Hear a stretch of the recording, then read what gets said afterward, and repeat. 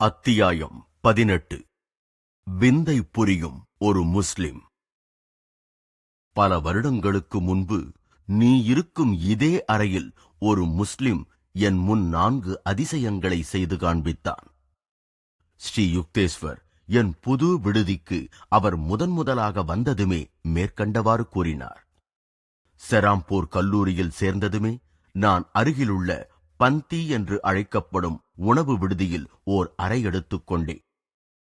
அது கங்கையை நோக்கியிருந்த புராதனமான வடிவமைப்பைக் கொண்ட ஒரு செங்கல் கட்டிடம். குருதேவா, என்ன நிகழ்ச்சி பொருத்தம்!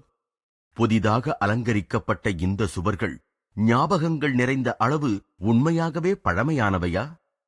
எளிய முறையில் அலங்கரிக்கப்பட்ட என் அறையை ஆர்வத்துடன் சுற்றிலும் பார்த்தேன். அது ஒரு பெரிய கதை. ஒரு புன்னகையுடன் பழைய ஞாபகத்தில் ஆழ்ந்தார். அந்த பக்கிரியின் பெயர் அப்சல் கான். அவன் தன் அசாதாரணமான சக்திகளை தற்செயலாக சந்திக்க நேர்ந்த ஓர் இந்து யோகியிடமிருந்து பெற்றிருந்தான். உடல் முழுவதும் தூசு படிந்திருந்த ஒரு சந்நியாசி ஒரு நாள் கிழக்கு வங்காளத்தின் ஒரு கிராமத்தில் வசித்து வந்த சிறுவன் அப்சலை பார்த்து, மகனே, தாகமாயிருக்கிறது, எனக்கு கொஞ்சம் தண்ணீர் கொண்டு வா என்று கூறினார். ஐயா, நான் ஒரு முஸ்லிம். ஓர் இந்துவாகிய நீங்கள் என் கைகளிலிருந்து எப்படி நீர் அருந்த முடியும்?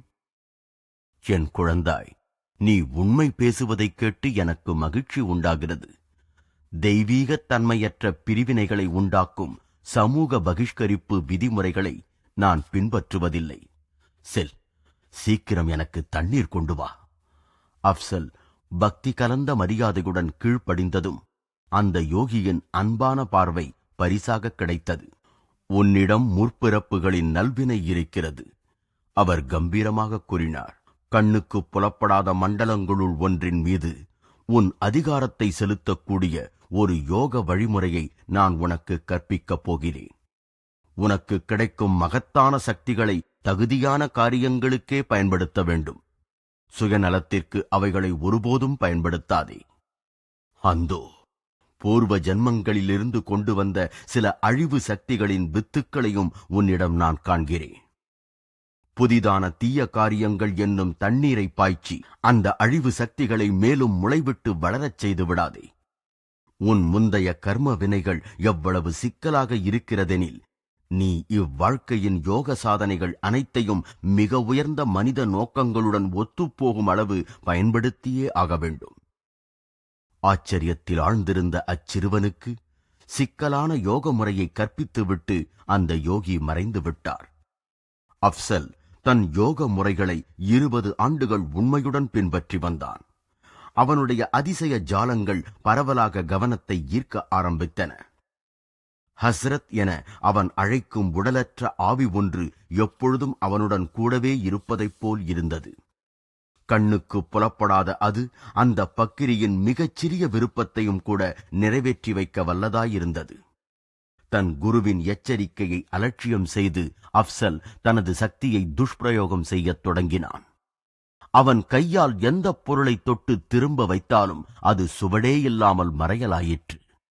வேதனை அளிக்கும் இந்த பின்விளைவுகள் அந்த முஸ்லிமை எங்கும் வேண்டாத விருந்தாளியாக்கிவிட்டது. அவன் அவ்வப்பொழுது கல்கத்தாவில் உள்ள பெரிய நகைக்கடைகளுக்கு நகை வாங்குபவன் போல செல்வான். பிறகு அந்த கடையை விட்டு அவன் சென்றவுடன் அவன் தொட்டு பார்த்த பொருட்கள் எல்லாம் மறைந்துவிடும்.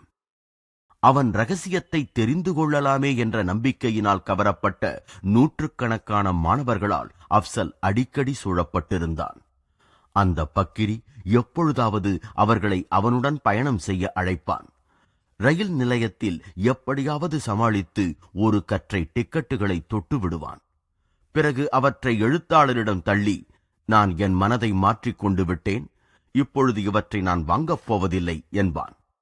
ஆனால் அப்சல் தன் பட்டாளத்துடன் ரயிலில் ஏறும் பொழுது வேண்டிய டிக்கெட்டுகள் அவன் வசம் இருக்கும்.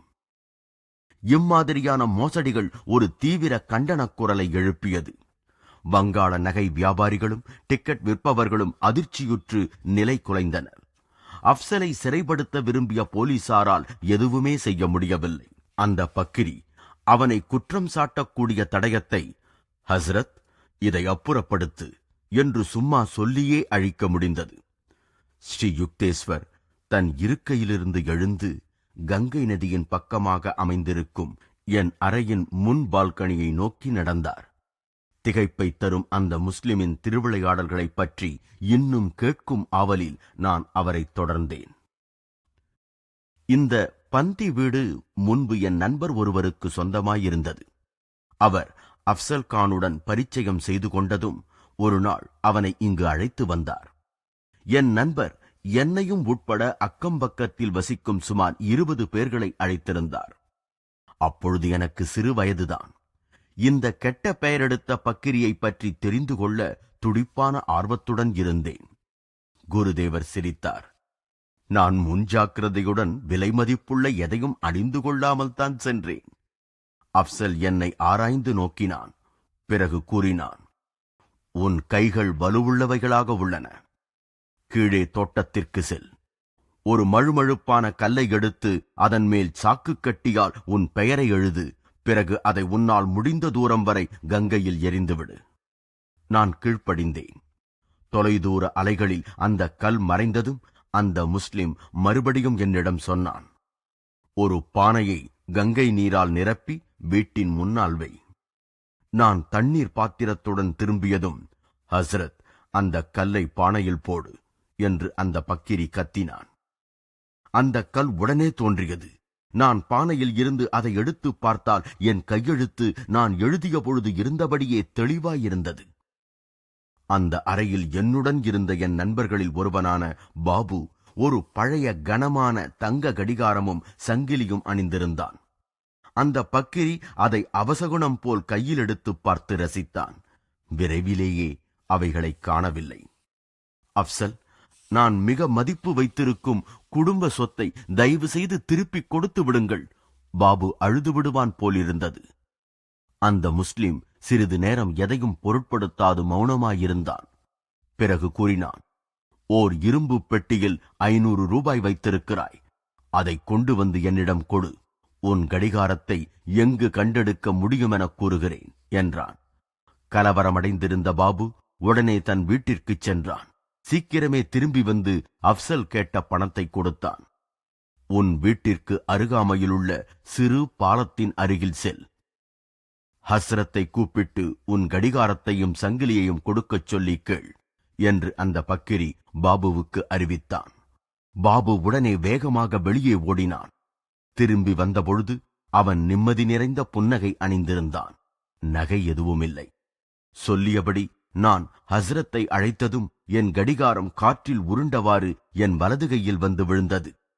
இங்கு திரும்பி வந்து உங்களுடன் சேர்வதற்கு முன்னால் அந்த குடும்ப சொத்தை இரும்பு பெட்டியில் வைத்து பூட்டிவிட்டே வந்தேன். பாபுவின் நண்பர்கள் இந்த வேடிக்கை கலந்த துக்க சம்பவத்தை கடிகாரத்தை பெறுவதற்கு கொடுக்க வேண்டிய மீட்புத் தொகையை நினைத்து அப்சலை ஆத்திரத்துடன் நோக்கினர். அவன் சமாதானப்படுத்தும் முறையில் பேசினான். உங்களுக்கு எந்த பானம் வேண்டுமென்றாலும் தயவு செய்து கேளுங்கள். ஹஜ்ரத் அதை கொண்டு வருவான். ஒருவர் பால் வேண்டுமென்றார். மற்றவர்கள் பழரசத்தை கேட்டார்கள். பயம் நீங்கிய பாபு பிஸ்கி வேண்டுமென கேட்டதும் நான் மிகவும் அதிர்ச்சி அடையவில்லை. அந்த முஸ்லிம் ஆணை பிறப்பித்தான். கடமையாற்றும் ஹஸ்ரத் மூடியிருந்த கொள்கலங்களை தட்டென்ற ஓசையுடன் தரையில் வைக்கச் செய்தான். ஒவ்வொருவரும் தமக்கு வேண்டிய பானம் கிடைக்கப் பெற்றனர். அவன் அன்று செய்வதாக கூறிய 4வது பிரமிக்கத்தக்க அதிசயம் சந்தேகமின்றி அவ்வீட்டாருக்கு மிக்க மகிழ்ச்சி அளிப்பதாயிருந்தது. அப்சல் திடீர் உணவு அளிப்பதாக கூறினான். நாம் மிக விலை உயர்ந்த உணவுகளையே வேண்டுவோமே. பாபு வேதனையுடனே யோசனை கூறினான். என் 500 ரூபாய்க்கு எனக்கு மிக சிறப்பான சாப்பாடு வேண்டும். ஒவ்வொன்றும் தங்கத் தட்டுகளில் பரிமாறப்பட வேண்டும். ஒவ்வொருவரும் அவரவரது விருப்பங்களை தெரிவித்த பிறகு என்றும் வற்றாத ஹஸ்ரத்தை அந்த பக்கிரி அழைத்தான். ஒரு பெரிய சத்தம் உண்டாயிற்று. தங்கத் தட்டுகளில் நன்கு பக்குவமாக தயார் செய்யப்பட்ட காய்கறி வகைகளும் சூடான பூரிகளும் அப்பருவ காலத்தில் கிடைக்காத விதவிதமான பழ வகைகளும் எங்கிருந்தோ எங்கள் காலடிகளை வந்தடைந்தன. எல்லா பண்டங்களும் சுவைமிக்கதாயிருந்தன. 1 மணி நேரம் விருந்துண்ட பிறகு நாங்கள் அறையை விட்டு வெளியேறத் தொடங்கினோம். பாத்திரங்களை குவிப்பது போன்றதொரு பயங்கர ஒலி எங்களை திரும்பி பார்க்கச் செய்தது. ஆகா, அங்கு ஜொலிக்கும் தங்க தாம்பாளங்களோ மிஞ்சிய உணவு பண்டங்களோ இருந்த அடையாளமே இல்லை. குருஜி, நான் இடைமறித்தேன். தங்க தாம்பாளத்தை போன்ற பொருட்களை அப்சலால் சுலபமாக கொண்டு வர முடியுமெனில் மற்றவர் சொத்துக்கு அவர் ஏன் ஆசைப்பட வேண்டும்? அந்த பக்கிரி ஆன்மீகத் துறையில் அதிகமாக முன்னேறியிருக்கவில்லை. ஸ்ரீ யுக்தேஸ்வர் விளக்கினார். ஒரு குறிப்பிட்ட யோக முறையில் அவனுக்கு இருந்த திறமையானது எந்த விருப்பத்தையும் உடனுக்குடன் நிறைவேற்றிக் கொள்ளக்கூடிய ஒரு சூட்சும வெளியில் அவனை பிரவேசிக்க செய்தது. ஹஸ்ரத் என்ற சூட்சும வாசியின் மூலமாக அண்ட வெளியிலுள்ள எந்த பொருட்களின் அணுக்களையும் தன் சக்தி வாய்ந்த மன வலிமையினால் அந்த முஸ்லிம் வரவழைக்க முடிந்தது. ஆனால் அவ்வாறு சூட்சுமமாக வரவழைக்கப்பட்ட அப்பொருட்கள் அவற்றின் அமைப்பு முறைப்படி நிரந்தரமானவை அல்ல. அவைகளை நாள்பட வைத்துக் கொள்ள முடியாது. அப்சல் உலக செல்வத்தின் மீது இன்னும் மிகுந்த ஆசை வைத்திருந்தான். செல்வத்தை சம்பாதிப்பது மிகவும் கடினமாயிருந்தாலும் அது நம்பக்கூடிய ஸ்திரத்தன்மை உடையது. நான் சிரித்தேன். அது கூடத்தான் சில சமயம் காரணம் புரியாமல் மறைந்து விடுகிறதே. அப்சல் கடவுளை அறிந்த மனிதன் இல்லை. குருதேவர் தொடர்ந்தார். உண்மையான முனிவர்களால் நிரந்தரமானதும் நன்மையை கொடுப்பதுமான அதிசயங்கள் நடத்தப்படுவதுண்டு. ஏனெனில் அவர்கள் எல்லாம் வல்ல இறைவனுடன் தங்களை ஐக்கியப்படுத்திக் கொண்டவர்கள். அப்சல் மரணத்திற்கு முன்னால் மனிதர்கள் நுழைய முடியாத சூட்சும பிரதேசத்திற்குள் ஊடுருவக்கூடிய அசாதாரணமான சக்தி படைத்த வெறும் சாதாரண மனிதன்தான். குருஜி, எனக்கு இப்பொழுது புரிகிறது. அந்த மறு உலகம் சில வசீகரமான விஷயங்களை உடையது போல் தோன்றுகிறதே. குருதேவர் ஒப்புக்கொண்டார். அதற்கு பிறகு நான் அப்சலை பார்க்கவே இல்லை. ஆனால் சில வருடங்கள் கழித்து பாபு, அந்த முஸ்லிம், தன் குற்றத்தை பகிரங்கமாக ஒப்புக்கொண்ட செய்தி பிரசுரமாயிருந்த ஒரு செய்தித்தாளை எடுத்துக்கொண்டு என் வீட்டிற்கு வந்தான். அதிலிருந்துதான் நான் உனக்கு இப்பொழுது கூறியபடி ஓர் இந்து குருவிடமிருந்து அப்சல் சிறுவயதில் தீட்சை பெற்றது பற்றிய விவரத்தை தெரிந்து கொண்டேன். அச்செய்தியின் பின்பாகத்தை ஸ்ரீ யுக்தேஸ்வர் ஞாபகப்படுத்திக் கொண்டு கூறியதன் சுருக்கம் வருமாறு. அப்சல் கானாகிய நான் ஒரு பிராயச்சித்தமாகவும் அதிசய சக்திகளை அடைய விரும்புகிறவர்களுக்கு ஓர் எச்சரிக்கையாகவும் இந்த வரிகளை எழுதுகிறேன். கடவுளின் அருளாலும் என் குரு மூலமாகவும் எனக்கு கிடைத்து இருந்த அற்புதமான திறன்களை நான் வருடக்கணக்கில் தவறான வழியில் உபயோகப்படுத்தி வந்திருக்கிறேன். அகந்தையின் போதையில் இருந்து நான் மனிதனின் சாதாரண நல்லொழுக்க விதிகளுக்கு அப்பாற்பட்டவனாக என்னை எண்ணிக்கொண்டு விட்டேன். இறுதியில் என் கணக்கு தீர்க்கப்பட வேண்டிய நாளும் வந்தது. சமீபத்தில் கல்கத்தாவிற்கு வெளியே ஒரு தெருவில் நான் ஒரு முதியவரை சந்தித்தேன். அவர் தங்கம் போன்ற ஒரு பொருளை கையில் வைத்துக் கொண்டு மிகுந்த வேதனையுடன் நொண்டியபடி நடந்து கொண்டிருந்தார். நான் பேராசையுடன் அவரிடம் பேசினேன். நான் தான் பெயர் பெற்ற பக்கிரி அப்சல் கான். உன்னிடத்தில் என்ன வைத்திருக்கிறாய்? எனக்குள்ள சொத்தெல்லாம் இந்த தங்க கட்டி ஒன்றுதான். அதனால் ஒரு பக்கிரிக்கு எந்த உபயோகமும் இல்லை. ஐயா, தயவு செய்து என் நொண்டிக்காலை சரி செய்யும்படி நான் உங்களை கெஞ்சி கேட்டுக்கொள்கிறேன். நான் பதில் எதுவும் கூறாமல் அந்த தங்கக் கட்டியை தொட்டுவிட்டு என் வழியே சென்றேன். அவர் என் பின்னால் நொண்டி நொண்டி வந்தார். விரைவில் அவர், என் தங்கம் போய்விட்டதே என்று கூக்குரல் எழுப்பினார். நான் காதில் வாங்காது போகவே அவர் திடீரென்று அவருடைய பலவீனமான உடலுக்கு பொருத்தமில்லாத உரத்த குரலில் பேசினார். உனக்கு என்னை அடையாளம் தெரியவில்லையா? நான் பேச்சற்று பிரமித்து நின்றேன். வெகு காலத்திற்கு முன்பு எனக்கு யோக முறையை உபதேசித்த முனிவர்தான் தற்சமயம் என் முன் சாதாரண நொண்டி போல தோற்றமளிக்கும் முதியவர் என்பது எனக்கு காலதாமதமாகவே தெரிந்தது. அவர் நிமிர்ந்து நின்றார். அவர் உடல் திடமாகவும் இளமையாகவும் உடனே மாறிற்று. அப்படியா? என் குருவின் பார்வை அனலை கக்கியது. நீ உன் சக்திகளை துன்பப்படும் மனித குலத்திற்கு உதவுவதற்கு பதிலாக சாதாரண திருடனைப் போல் அதை வேட்டையாடி இரையாக உபயோகிப்பதை என் கண்களாலேயே காண்கிறேன். நான் உன் அபூர்வ சக்திகளை திரும்ப எடுத்துக் கொள்கிறேன்.